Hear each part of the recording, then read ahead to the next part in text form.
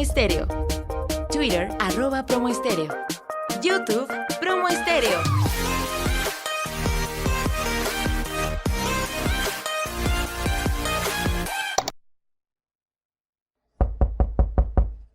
¿Quién es? Soy yo, abuelita. Soy el... No, soy Caperucita.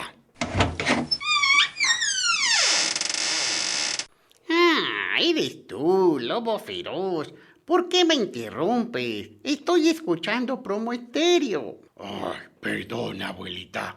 Es que yo no tengo smartphone y mi programa favorito, el de Soñadores de Letras, ya va a empezar. Está bien, pasa.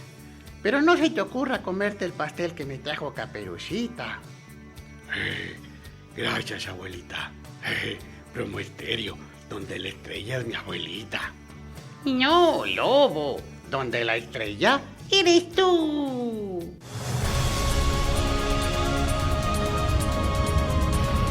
Soñadores de letras. Despertemos el talento literario que duerme en ti.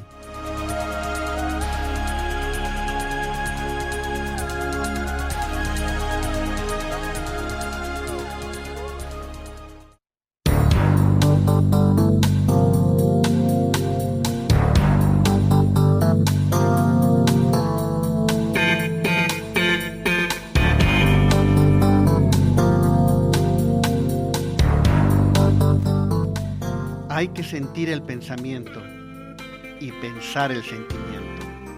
Miguel de Unamuno. Muy buenas noches, estimados radioescuchas. Bienvenidos a su programa Soñadores de Letras. Yo soy Héctor Javier Oñate, Soñador H. Estamos transmitiendo en vivo desde las instalaciones de Promoestereo, donde la estrella eres tú.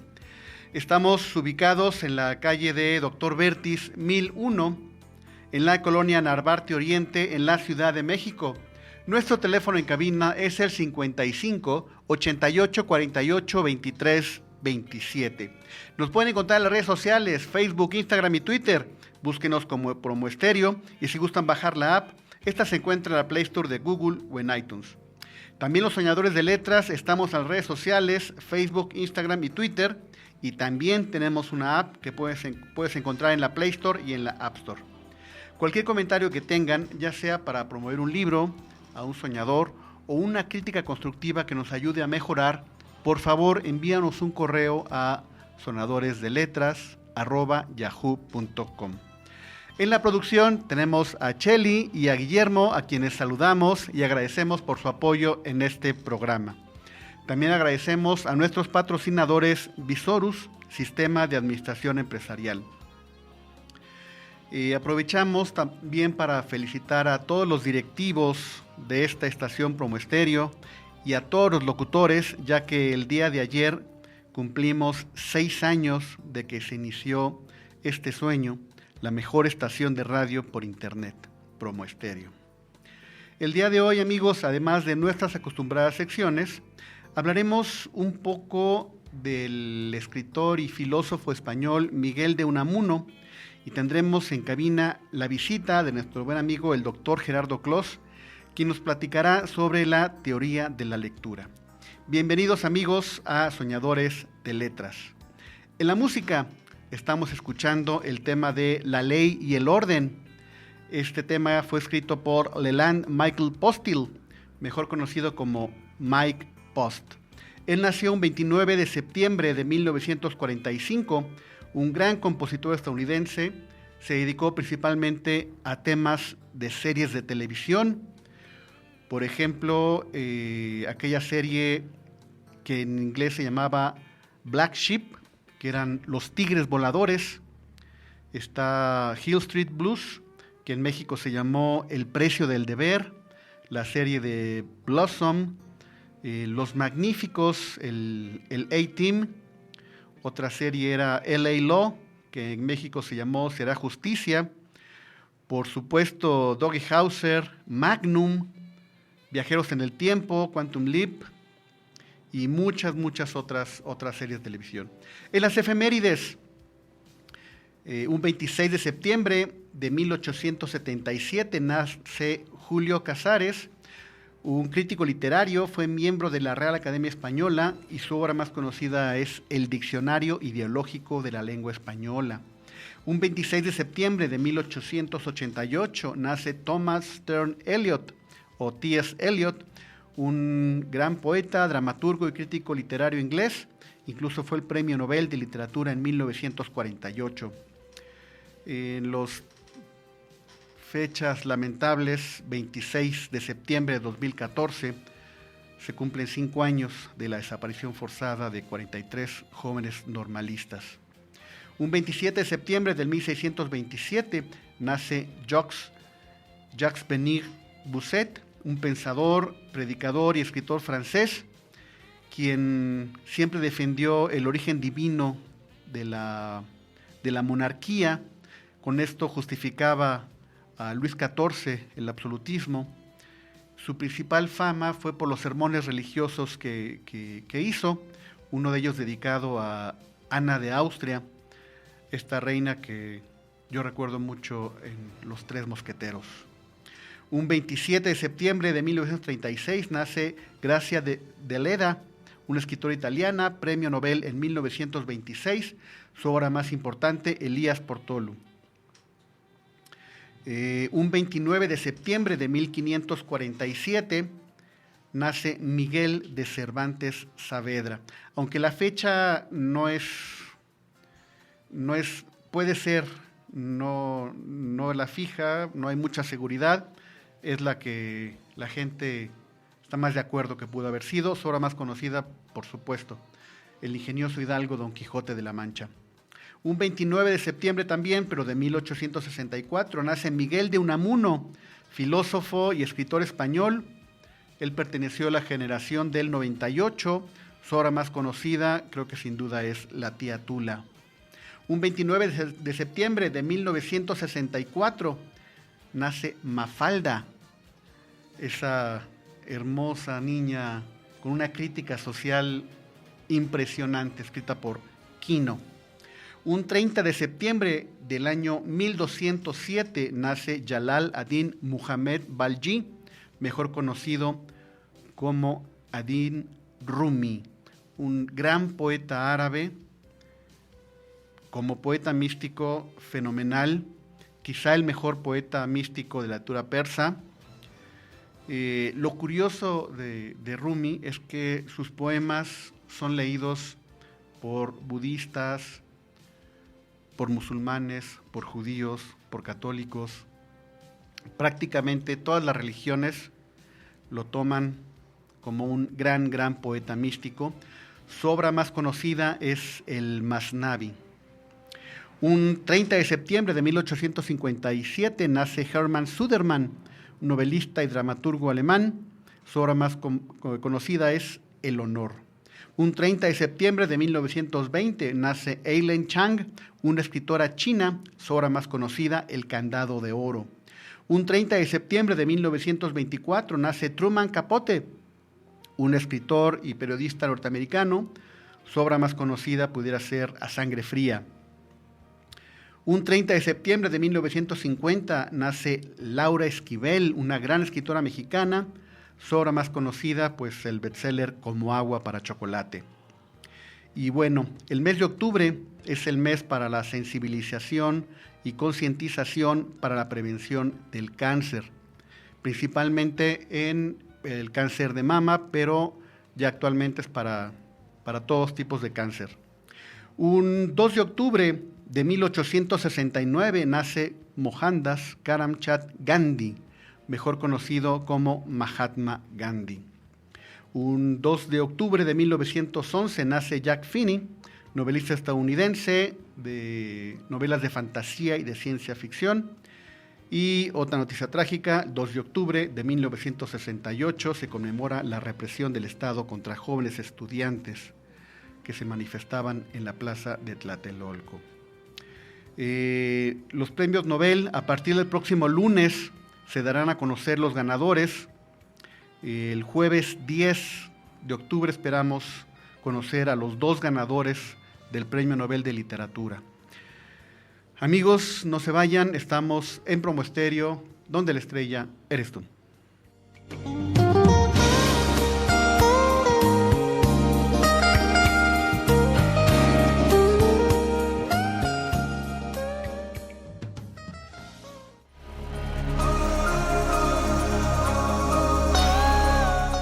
vayan, solo vamos a acomodar bien la almohada y regresamos.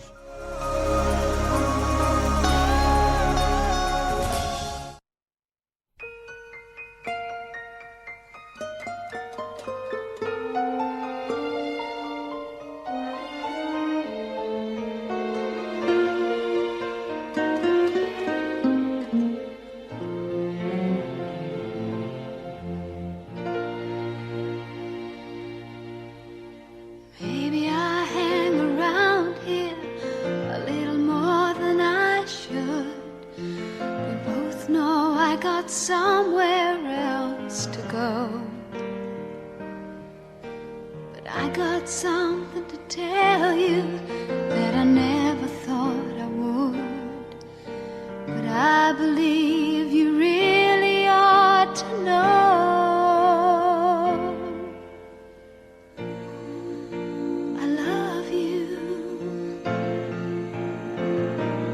Honestly love you.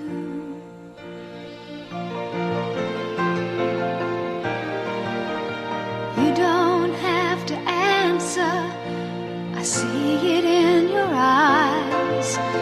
Maybe it was better left unsaid.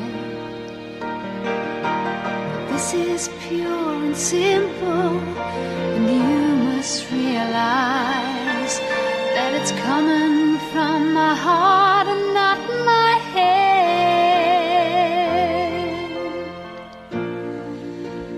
I love you. I honestly love you.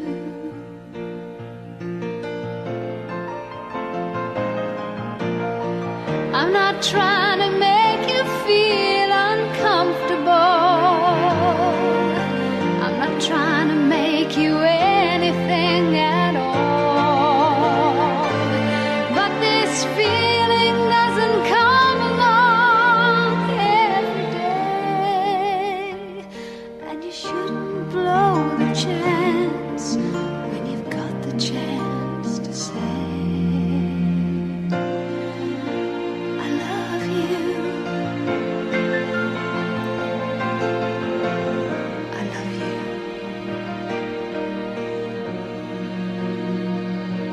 I honestly love you.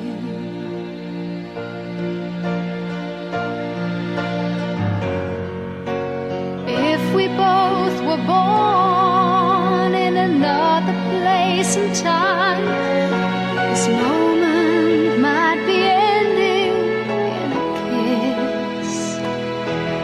But there you are with yours, and here I am with mine. So I guess we'll just be leaving it at this.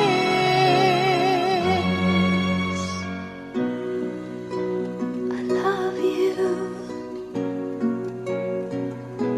I honestly love you.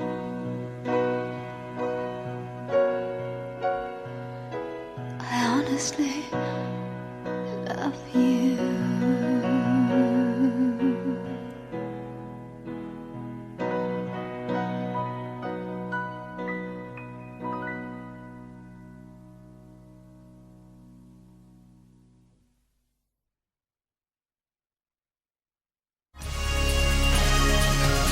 La vida es sueño.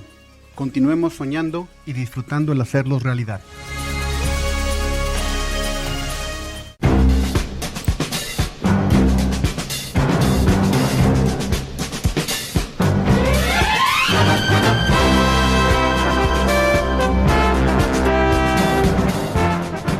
Cuanto más se lee, menos daño hace lo que se lee. Miguel de Unamuno. Y estamos de regreso, amigos. En el corte escuchamos la canción I Honestly Love You, honestamente te amo, con la hermosa voz de Olivia Newton-John, una gran cantante británica. Yo creía que era australiana, pero no, nació en Inglaterra. A los 5 años se fue con su familia a Australia.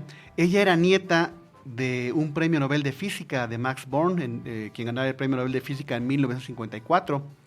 Olivia Newton-John, sobreviviente de cáncer de mama en 1991.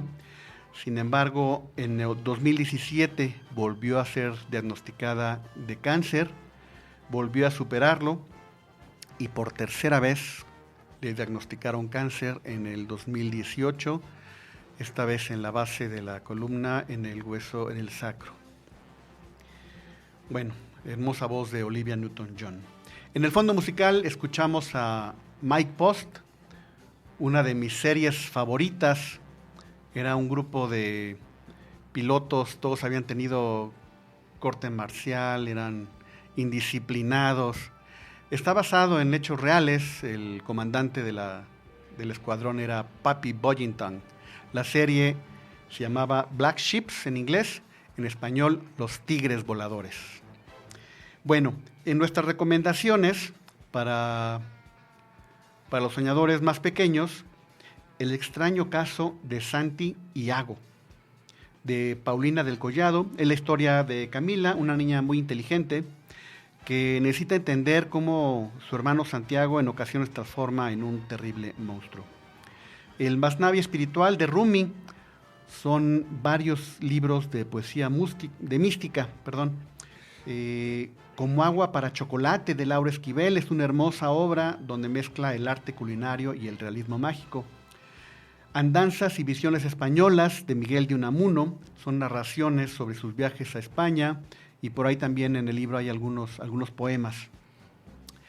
Y bueno, la otra noticia que ocurrió ayer, muy, muy triste, el gran maestro Miguel León Portilla inició su viaje por el Mictlán.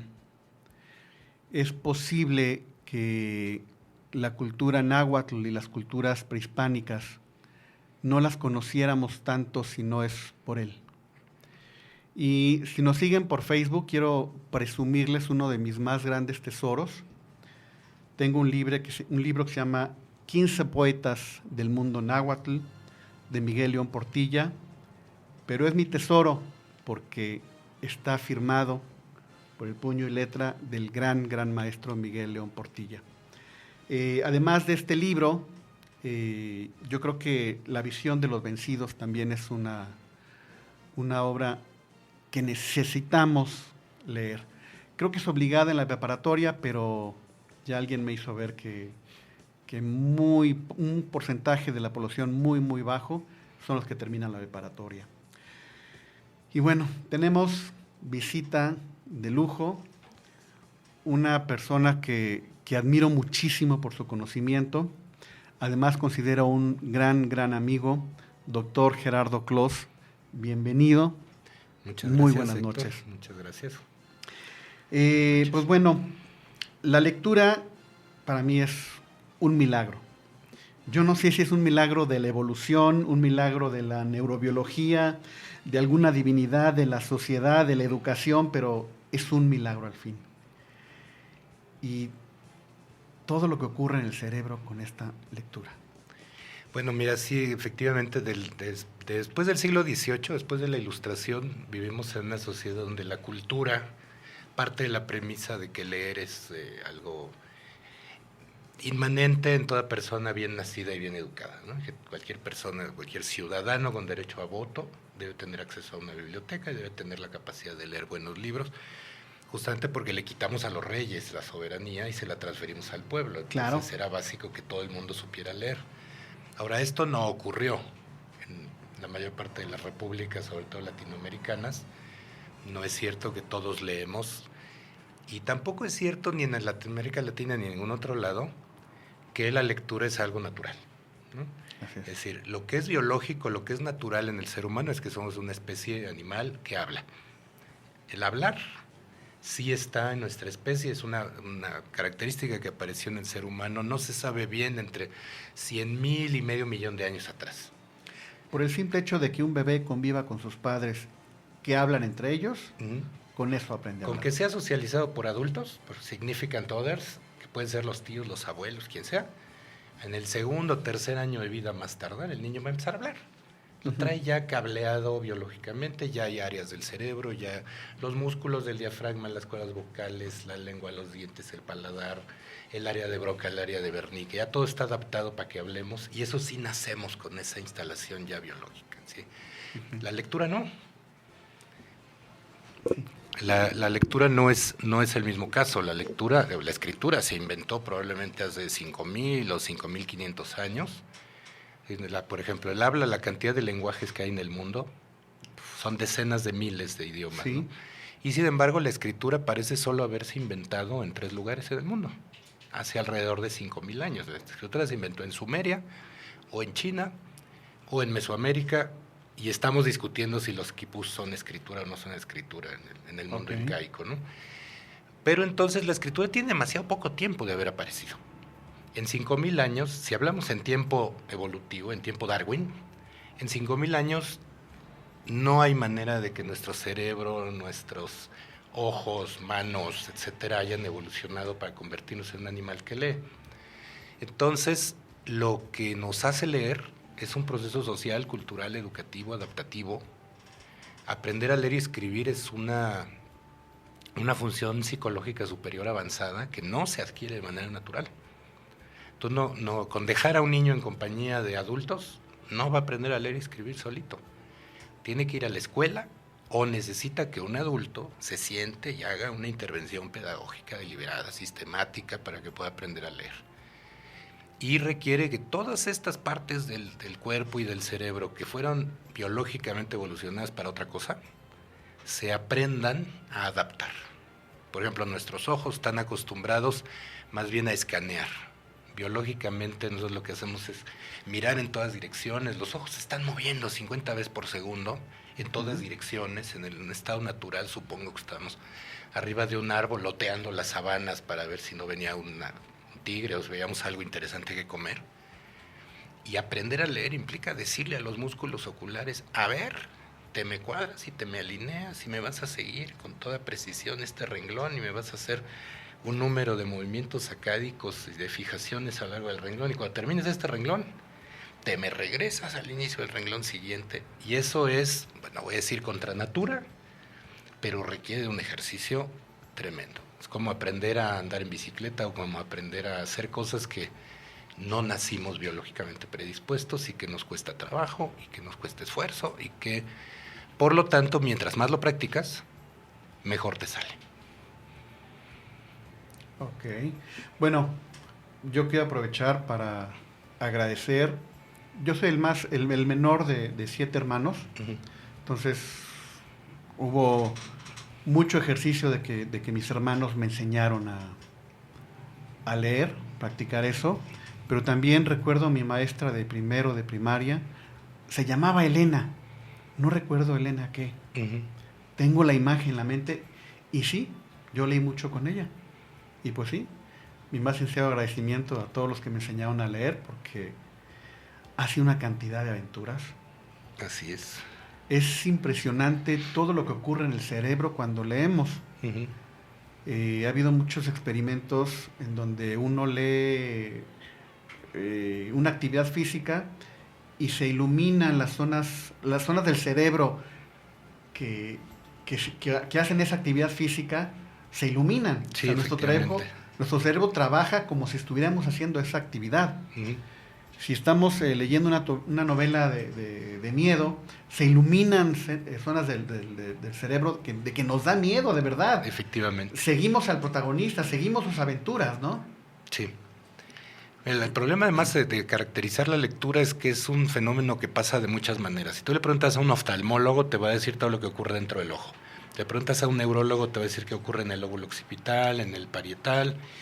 Pero si le preguntas a un pedagogo, ese es otro proceso. Y si le preguntas a un sociolingüista o a un psicolingüista, ese es otro proceso. Y si le preguntas a un sociólogo, es otro proceso. Claro. Y todos esos procesos, desde lo que ocurre en el ojo hasta la pragmática, por ejemplo, de ¿para qué estás leyendo? ¿No? Porque en realidad nadie lee porque leer es bueno. En realidad uno lee por entretenerse, uno lee por saber, por pasar una materia, por siempre hay un motivo, ¿no? Entonces, todo a lo largo del proceso tiene muchas motivaciones diferentes. Bien. Bueno, amigos, no se desconecten, continuamos con esa interesante charla. Estamos en Promo Estéreo, donde la estrella eres tú.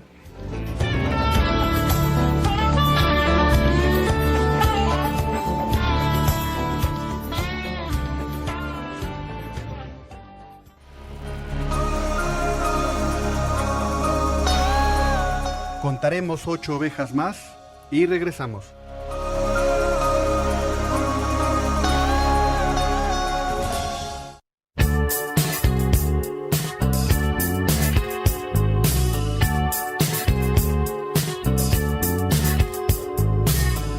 Come take my hand. You should know me. I've always been in your mind. You know I will be kind. I'll be guiding you. Building your dream has to start now. There's no other road to take. You won't make a mistake. I'll be guiding you. You have to believe we are magic. Nothing can stand in our way. You have to believe we are magic. Don't let your aim ever stray.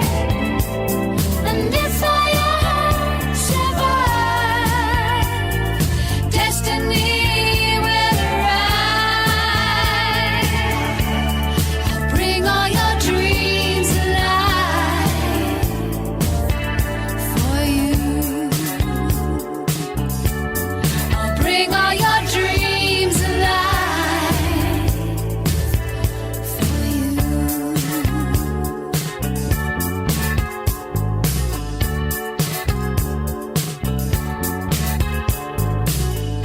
From where I stand, you are home free. The planets align so rare. There's promise in the air, and I'm guiding you through every turn. I'll be near you.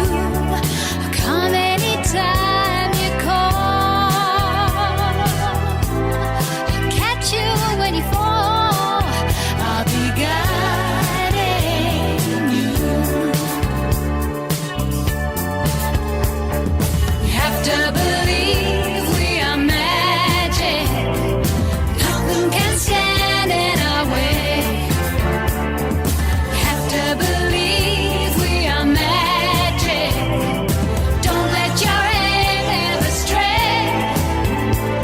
And if all your heart survive, destiny will arrive. I'll bring all your dreams alive for you. I'll bring all your dreams alive for you.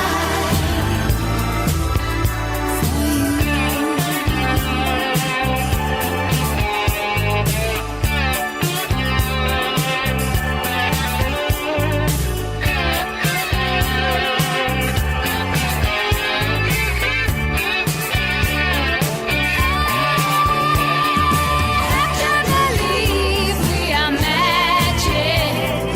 Nothing can stand in our way. Have to believe we are magic. Don't let your aim ever stray. And if all your heart survive, destiny will arrive. Bring all your dreams alive for you. Bring all your dreams alive for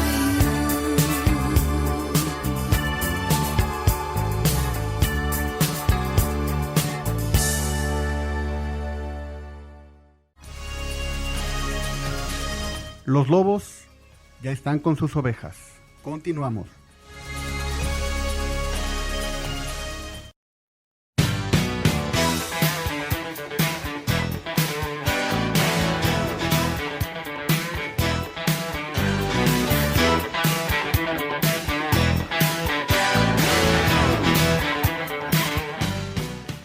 Una de las ventajas de no ser feliz es que se puede desear la felicidad.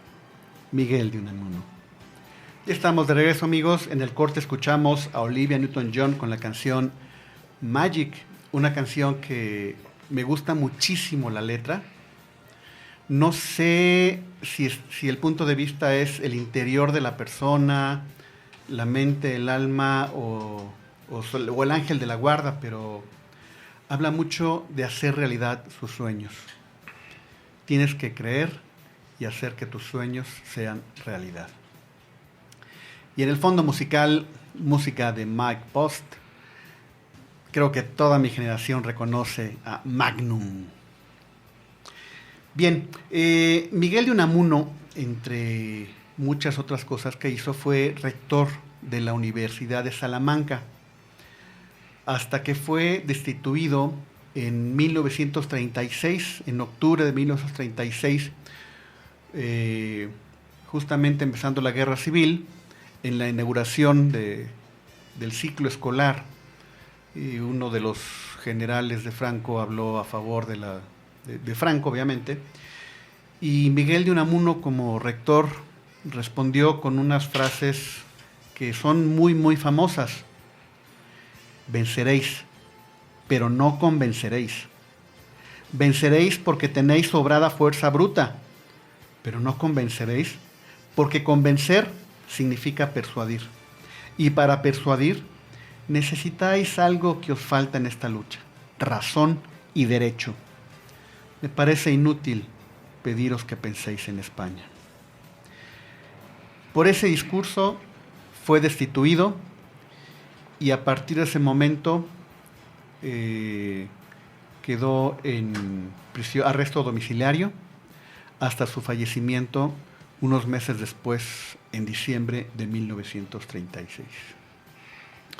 Y bueno, continuamos, mi estimado doctor Gerardo Clos, A tus órdenes. con esta teoría de la lectura, la maravilla de leer. ¿Qué pasa? ¿Cómo llegan unas hojas, una tinta en un papel? ¿Cómo puede llegar a tocarnos el alma? Bueno, mira, para empezar, el input principal de la inmensa mayoría de los lectores, aunque existe braille y existen audiolibros y existen muchos canales de entrada, la inmensa mayoría de los que leemos por los ojos, ¿no? Sí. Y eso implica pues que necesitamos un cristalino, un iris, una retina, un humor vítreo sano, unos músculos oculares educados, te digo, para seguir los rengloncitos disciplinadamente, ir haciendo las fijaciones visuales. También necesitas, que el diseño sea legible, es decir, que el tamaño, que el tipo de la letra tenga contrastación interliteral, que haya espaciado, largo de renglón apropiado, para que no cuando llegas al final del renglón se te olvide dónde empieza el renglón siguiente, ¿no? Un diseño más o menos apropiado. Después, todo esto hay que decir que llega a la retina, pero de ahí a que se transmite al cerebro le pasan 80 cosas. El nervio óptico es un nervio muy lento, muy complicado, que tiene muchas interfaces, tiene por lo menos 6 estaciones antes de llegar acá atrás, al lóbulo occipital, que es donde se procesan las imágenes, que hacen correcciones, por ejemplo, de tiempo y espacio. Por ejemplo, si sacudes así la cabeza, tus ojos están registrando que la imagen se mueve y tu cerebro corrige y dice, no se puede estar moviendo porque esto es un cuarto de un edificio. Los edificios no se mueven. ¿Sí? Entonces tus ojos mandan información, pero tu cerebro tiene que procesarlo. Por ejemplo, si ves una cosa que está, no sé, por ejemplo, yo veo el micrófono y lo veo aquí y me parece que es más grande que tú, ¿sí? Pero entonces mi cerebro corrige y dice, no, el micrófono es chiquito, Héctor es grandote, pero hay una perspectiva y entonces yo estoy viendo esto de cerca del... En fin, pasan muchas cosas, ¿no? El lóbulo occipital es donde se procesan las imágenes y con eso ya tendríamos, por ejemplo, para ver. Por ejemplo, como comentabas hace rato, si uno ve un círculo en los ojos, en el lóbulo occipital se enciende un área circular. La red neuronal que se construye es de la misma forma que lo que estás viendo.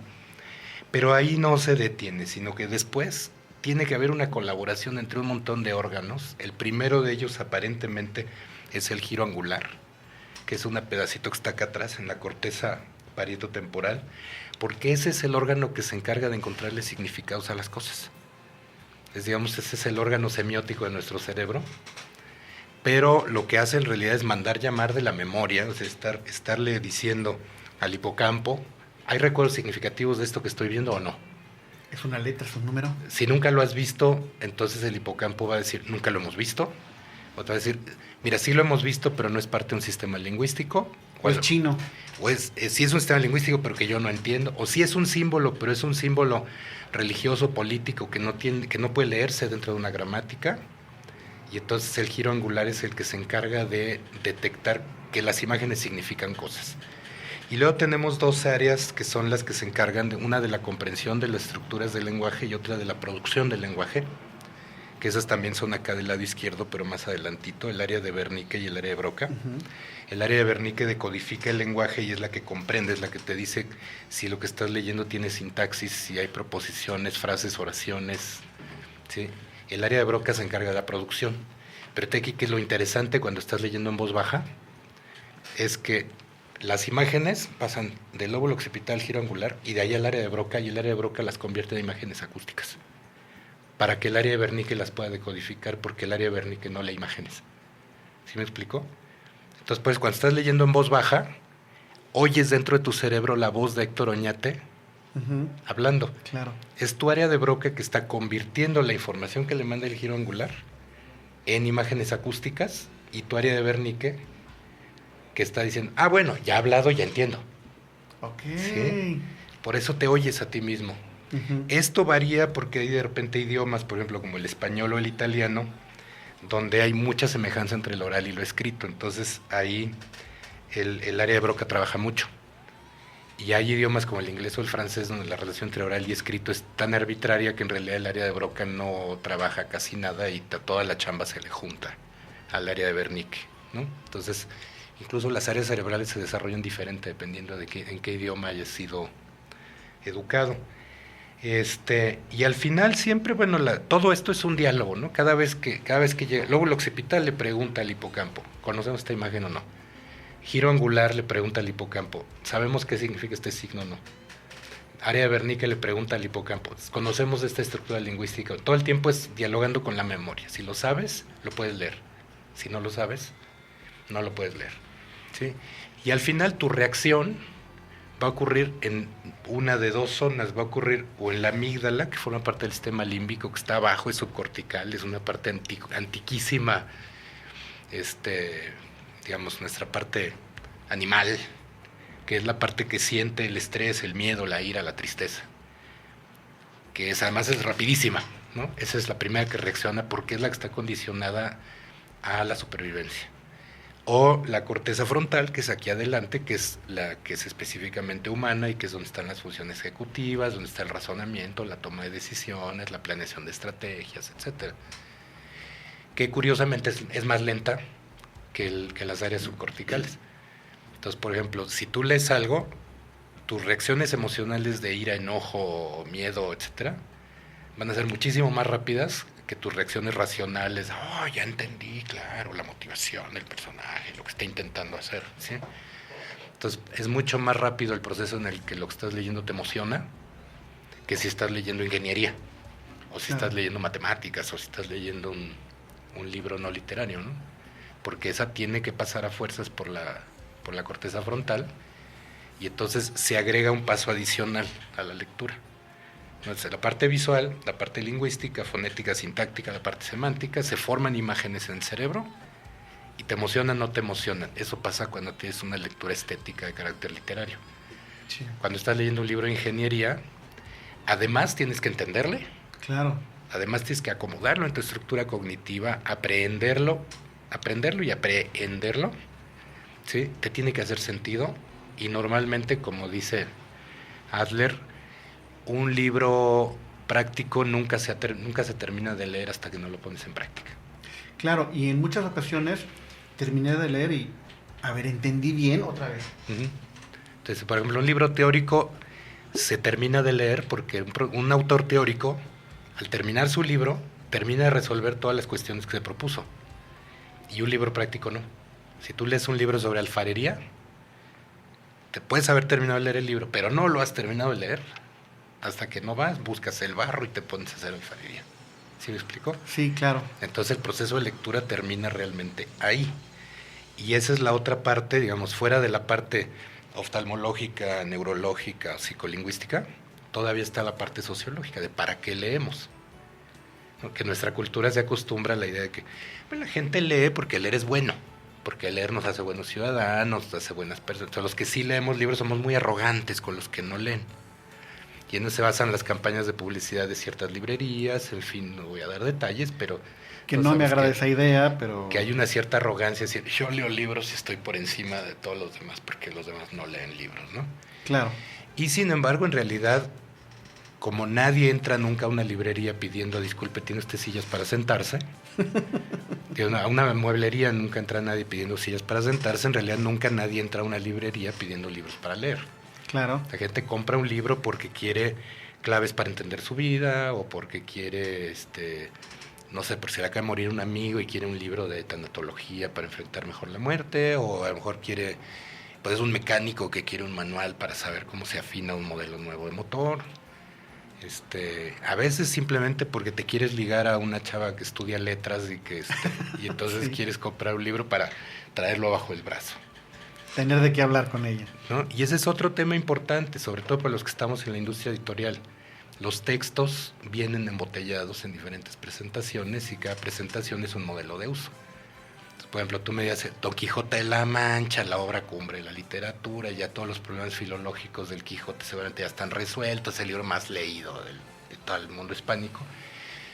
Y sin embargo, hay el Quijote en una edición de Porrúa, que es muy barata, que está en muchos puntos de venta, que es el que van a comprar las mamás porque es el económico para que los niños de tercera y secundaria pasen la materia español.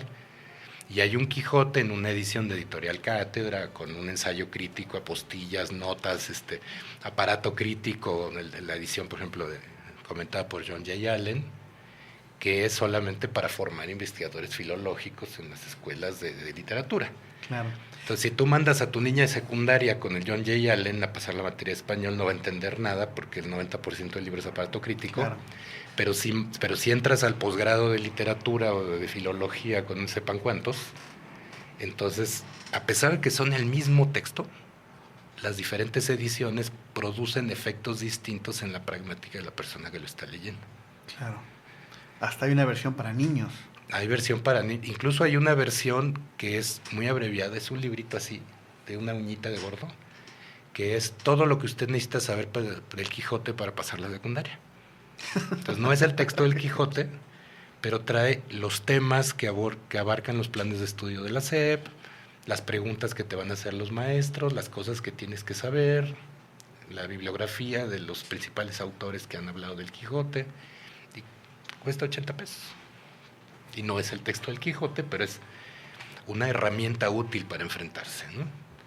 Entonces, al final la lectura es materia de estudio de los sociólogos, de los antropólogos, como lo es de los pedagogos y de los educadores, como lo es de la semiótica, de la retórica, de la hermenéutica, como es materia de estudio de la sociolingüística, de la psicolingüística, como es materia de estudio de la neurología, como es materia de estudio de la oftalmología, del diseño tipográfico, Hasta de la mercadotecnia. de la mercadotecnia, saber qué se va a leer primero, qué se va a leer después, qué debe ir en letra grande, qué debe ir en letra chiquita. Entonces, en realidad hacia donde nos encaminamos en este momento es hacia una consolidación transdisciplinaria de todos esos saberes que durante muchos años han estado divididos. No sé si has oído hablar de esta vieja historia hindú, de la religión jainista, de 7 ciegos que están tocando un elefante y tienen que definir cómo es el elefante. Y entonces uno de los ciegos toca la panza del elefante y dice, un elefante es una pared. Y otro ciego toca el colmillo del elefante y dice, no es cierto, un elefante es una espada. Y el otro toca la cola del elefante y dice, no es cierto, un elefante es una cuerda, ¿no? Y otro toca la pata y dice, no es cierto, un elefante es un tronco, ¿no? Y al final todos tienen razón, todos están hablando del mismo fenómeno, pero cada uno está Una parte abarcando pequeña. solo un pedacito. Ok. Es fenomenal esto de la lectura. Me impresiona mucho porque lo que más se vende Ujú. son o libros de superación o en lugar de literatura con cierta complejidad. Ajá.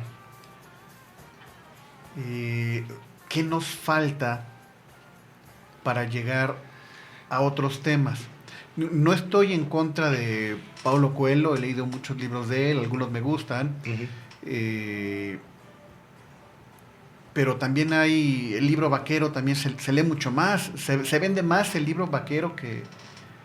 Y el libro vaquero tiene un pasalón bestial, porque el libro vaquero no se lee cuando está nuevo, recién salido de la tienda.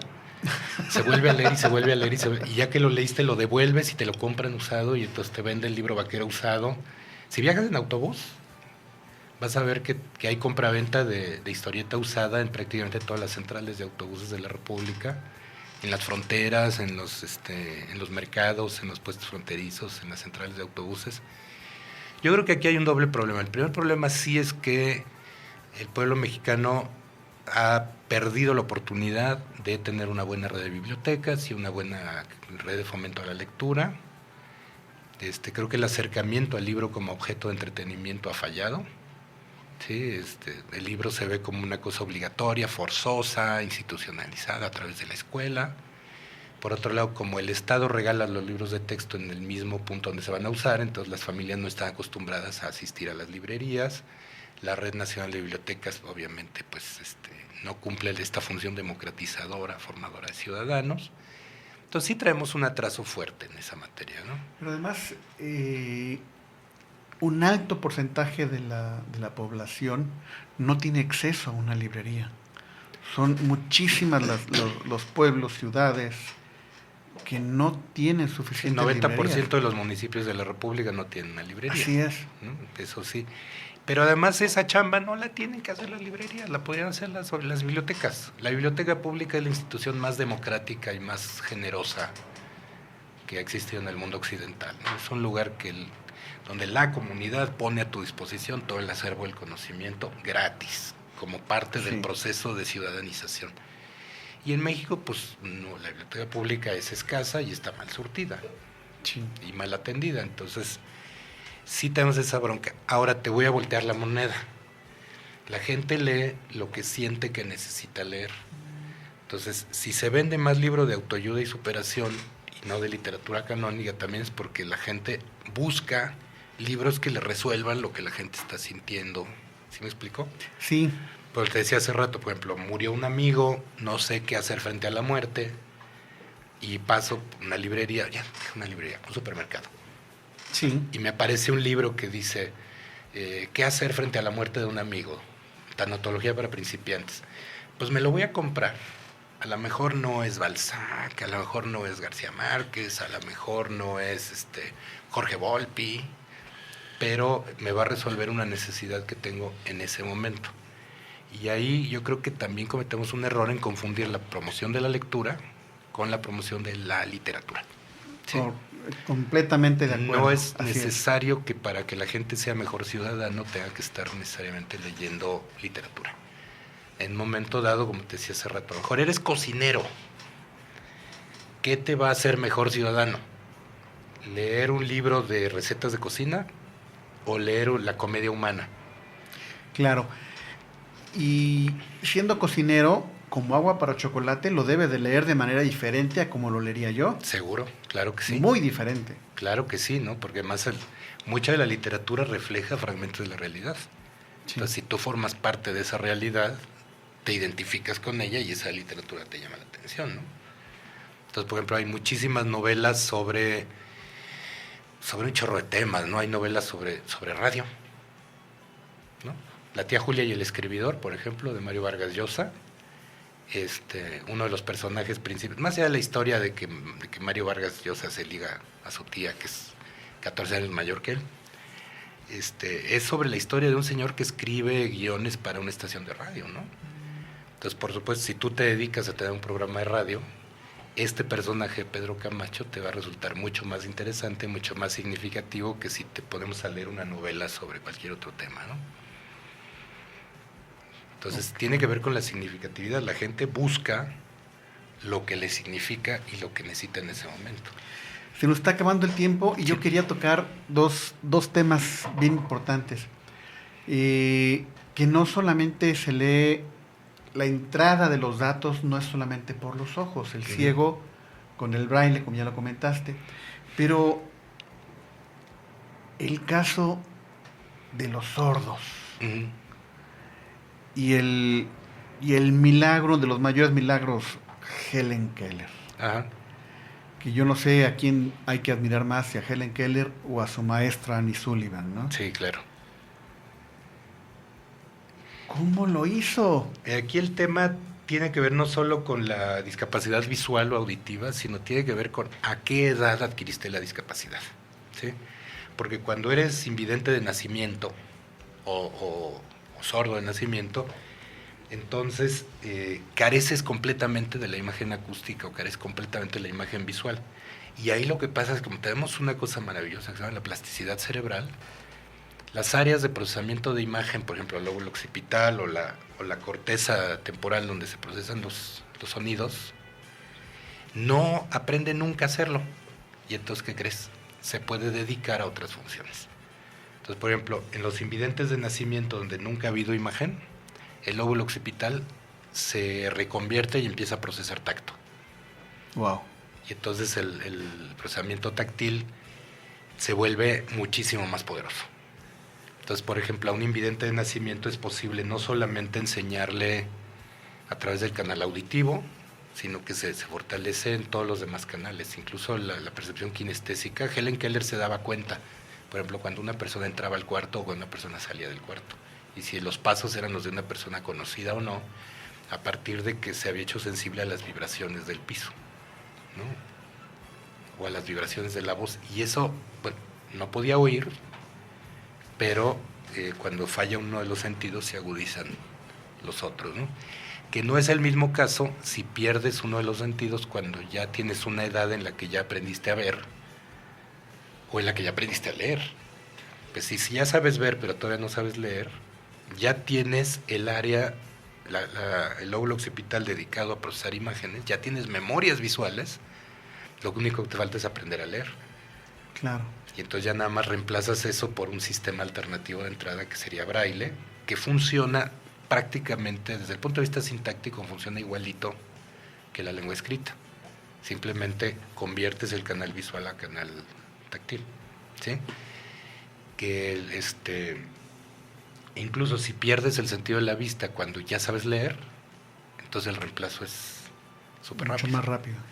No, el problema de Helen Keller es que no veía y no oía. Sí, claro. Entonces adquirió el lenguaje, pero porque la maestra, porque en Sullivan estuvo duro y dale. ella, duro y dale, ¿no? De repente te enteras, por ejemplo, que le escribía la palabra water en la palma de la mano y luego la mojaba. Y entonces, después de no sé cuántos meses o años de que cada vez que le escribía la palabra water la mojaba, ella terminó en algún momento diciendo, ya entendí, este signo que me estás dibujando en la palma de la mano significa agua. Y eso no se podía hacer ni por vía visual ni por vía auditiva. Entonces, en esos casos individuales sí el proceso es muchísimo más complicado y requiere una atención mucho más individualizada. Oh, qué maravilla es el cerebro. Sí, ¿no? Es un portento absoluto. Sí. Doctor, mil gracias por estar aquí. Lamentablemente se nos está acabando el tiempo. Estoy a tus órdenes, es un honor que me invites y cuando gustes. Por supuesto que lo invitaremos nuevamente. Muchísimas gracias. Amigos, gracias por escucharnos. Los esperamos en nuestra próxima emisión. No se desconecten. A continuación vamos a tener una emisión más de Corazón Ilustrado. Quédense en compañía de Hugo Musel. Recuerden, amigos, que dejar de soñar es comenzar a morir. Nunca repriman a su niño interno y dejen que descubra los libros. El mundo necesita lectores críticos. Por favor, enamórense de la literatura y sean soñadores de letras.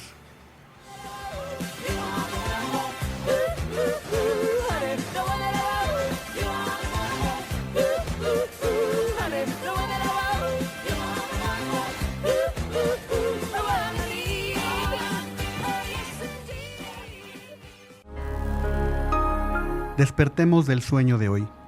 Nos escuchamos la próxima semana. Y gracias a todos por ser soñadores de letras.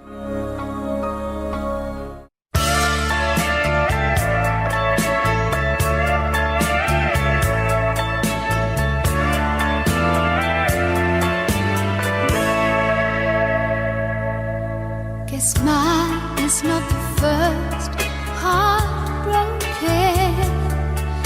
My eyes are not the first to cry. I'm not the first to know. There's just no getting over you.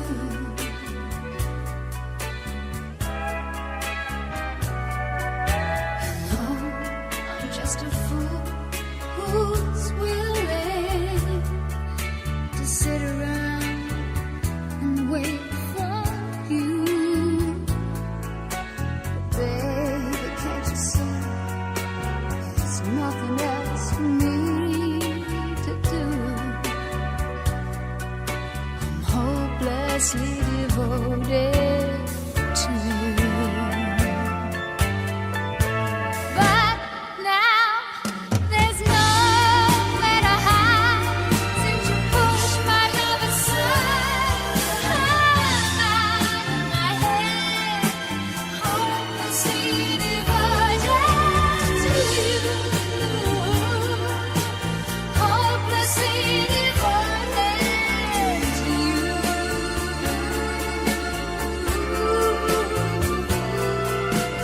Hopelessly devoted to you.